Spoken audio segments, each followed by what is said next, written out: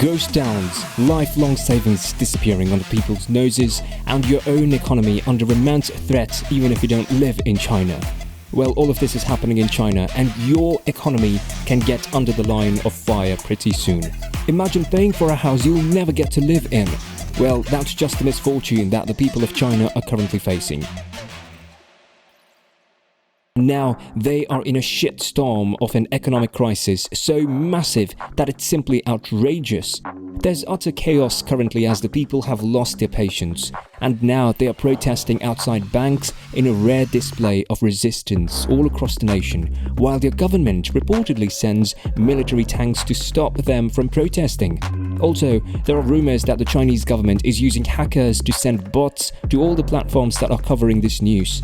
Now, if reports of this censorship policy are correct, then we wonder how crazy this whole scenario can get.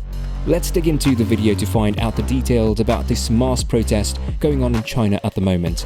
But before we move on, and before our video also gets censored, please show your support by gently smashing the like button. The protests are a result of boycotts, and these boycotts are a result of Chinese economy's deterioration, which has been further slowed down because of the strange policy of lockdowns due to the current ongoing pandemic and ensued travel restrictions. All of these things have led to waning public faith in the leadership. The nation's economy is plummeting at a dangerous rate, and China, the second largest economy in the world, the producer of around 9.3% of global GDP, is unfortunately headed for an economic doom that just cannot be prevented anymore. Fewer goods are being produced and less money is being spent domestically. According to the government, youth unemployment is alarmingly at 20% as of 2022, and that is an all-time high. The reason is that the majority of jobs are created by small firms which are constantly in danger due to the ongoing lockdowns. It is safe to assume that the struggle is genuine and far more severe than we realize. Imagine not being able to pay the absolute minimum. That is something anyone would rebel against. And that's what is happening right now. People are openly showing their outrage by protesting in front of banks, and that too in a nation where even slight infractions can result in imprisonment. Thousands of Chinese homeowners are coming together in more than 100 cities throughout China, and they are now on a massive strike, refusing to repay loans on unfinished properties. Homeowners in Hunan province in central China wrote to local officials in July 2022 saying, "Life is really difficult and we can no longer afford the monthly mortgage. We have to take chances out of despair and proceed along the mortgage strikes." According to the internet informal surveys, there are already more than 300 groups of homeowners who are allegedly refusing to pay home loans worth between 150 and 370 billion US dollars. The country's premier, Li Keqiang, recently encouraged a heightened sense of urgency for an economic revival during a visit to the southern technological hub city of Shenzhen. The Chinese people, however, are too distressed to worry about the repercussions. Imagine the despair they must be in. See, it's important to understand the reason for this public outrage. What happened was that all of these protesters have been making regular payments on mortgages for houses they have never resided in, frequently at rates between 5 and 6%. Pre-sale system, a typical method of purchasing real estate in China, allowed these properties to be sold before they were ever constructed. Buyers put money into an account before the construction of the property takes place under the pre-sale method. Then, Chinese banks and regional governments are required to keep an eye on how developers use this cash. Before reaching specific predetermined benchmarks throughout the construction process, developers are not intended to be given access to all of the funds. Now, these people are convinced that the money they paid in advance to the developers of these real estate projects was misused. On the other hand, these people are unable to withdraw their lifelong savings because banks have frozen their accounts. So, you see, they have lost their faith in the banks, the developers and the government. They are not even getting anything in return. This explains their panic and their despair and the reason why they are now rebelling. So now the question comes, what led to all of this catastrophe? Well, to be honest, at the hub of this crisis lies the real estate collapse in China. There are so many residential properties that are now just sitting empty, where approximately 90 million people can actually live.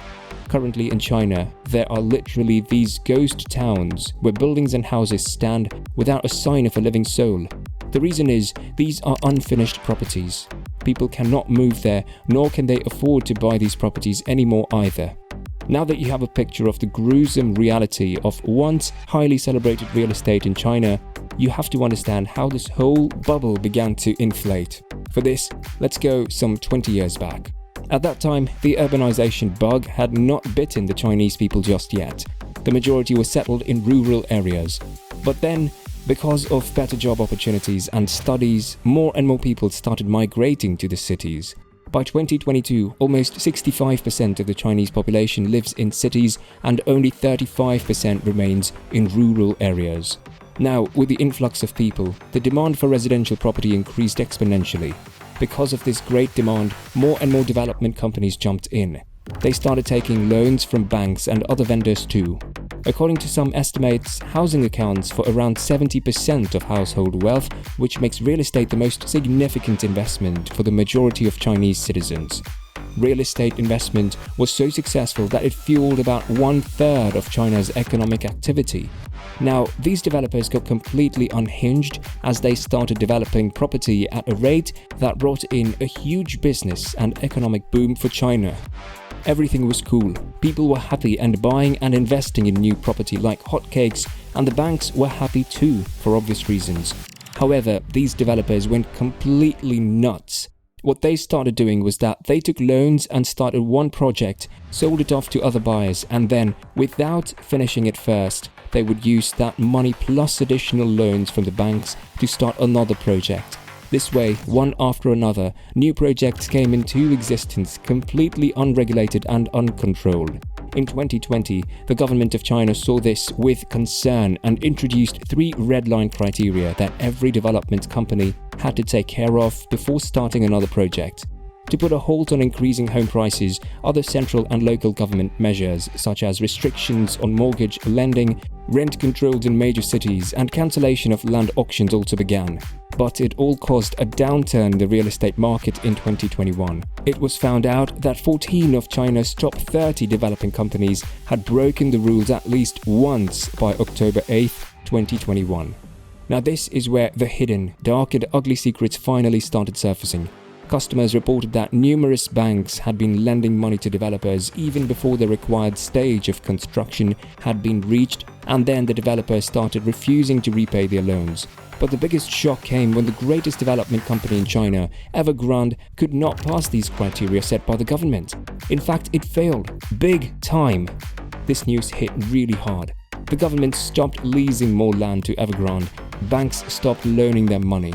All the money that they had taken from buyers through different bonus schemes, which were more like Ponzi schemes, to be honest, also was of no use because, as they were accustomed to, they had invested all that money in foreign investment projects. And can you guess what happened next? You guessed that right. They went completely belly up bankrupt. 2021 was not the worst year for Evergrande only. The crisis touched several other significant real estate developers too. Evergrande's shares plummeted in August 2021 after the Guangdong government allegedly received a letter from the company warning that it might run out of cash. This affected global markets and caused a significant slowdown in foreign investments in China from August to October 2021. The corporation owes money to thousands of small-scale investors, banks, suppliers, and overseas investors. The mighty Evergrande had liabilities totaling $310 billion back in September 2021. This collapse in the real estate sector affected other industries too. In a joint letter last month to government officials, hundreds of businesses that supply goods and services to the real estate industry, such as construction companies and landscapers, claimed they were facing a crisis of survival because they hadn't received payments in months. So, can you see how the real estate collapse brought on the chaos of an economic crisis in China and how they are both connected? Now, moving on, let's see how the public rebellion is going to affect the country even further. The mortgage protests have pierced the already flawed real estate market and have burst the long-lasting housing bubble in China. Additionally, these protests caused unwelcome difficulties for President Xi Jinping, who is looking out to win the upcoming election for a third term as party chief later this year. The protests have ruined the president's image too, as the world has now found out about how the Chinese economy is going down the drain. Naturally, that is not a welcome change. Hence, the government is rushing for damage control. They have been frantically trying to reduce the publicity that the boycotts have gotten so far. The government's alleged internet censors started to take action after an initial wave of mortgage strike warnings went viral on social media. However, the impact of these protests had already started to spread. According to a community trend, We Need Home on GitHub, an online platform, the number of homes where associations of homeowners have boycotted is likely to reach 326 nationally. Now, it is estimated that these boycotts might have an impact on about $222 billion in mortgages that are currently on bank balance sheets, or about 4% of all outstanding mortgages. The crisis in China, if not overcome soon, can affect the global economy too. Because of heavy Western investment in China, this is going to bring a downfall for everyone, even you. Now, you may wonder how it's going to affect you. Well, all thanks to global financial interdependence, your money becomes a part of a complete circle. What happens is that you pay money to different companies like your insurance company, your banks, your pension funds, etc. These companies then use your money to invest in Western giants like BlackRock, UBS, and Fidelity Alliance, to name a few. What is happening is that these big firms invest heavily in China's companies, or they have loaned a lot of money to the firms in China. And this was the money of their investors. Who were these investors? You. So you see how you get affected by this entire scenario. Now, China is unable to pay its loans currently because of the collapse they're facing. If the situation nosedives some more, this would mean that these big firms will not be getting money back from China. And that in turn means that giants like BlackRock, Alliance, etc. are going to be unable to pay back their investors. This means that it's your money that is most likely not going to be returned. So at the end of the day, it's you who might suffer the most. Currently, it's happening to the people of China that are losing their life savings because of this problem. But soon, it can happen to you too. Well, it seems like a scary possibility, right? But, you have to understand a couple of things before coming to this gloomy conclusion. Although there is immediate pressure on the Chinese economy, this catastrophe can certainly be taken care of. Because, see, Chinese households have historically had quite high savings rates, so they are capable to handle interest payments quite easily. They are rebelling because of other reasons that we've mentioned before. Secondly, you have to understand that this is not like the economic crisis of 2008 in the US or Europe, where severely indebted homeowners were unable to earn their basic living. Thirdly, all the major banks are owned by the government and cannot fail. The international creditors to Chinese real estate developers will have to go through a significant crunch because of the current situation, but China has the capability to stand back on its feet again. So the impact on the global economy is probably not going to be of a huge magnitude. Having said that, there are many lessons that one can learn from China's current economic downfall. Also, do you think it's a good idea to put all of your life savings in the bank? I mean, looking at what's happening to the people of China, trust your banks, your pension funds, or even your insurance companies completely? Do let us know what you learned from this whole situation in the comment section below.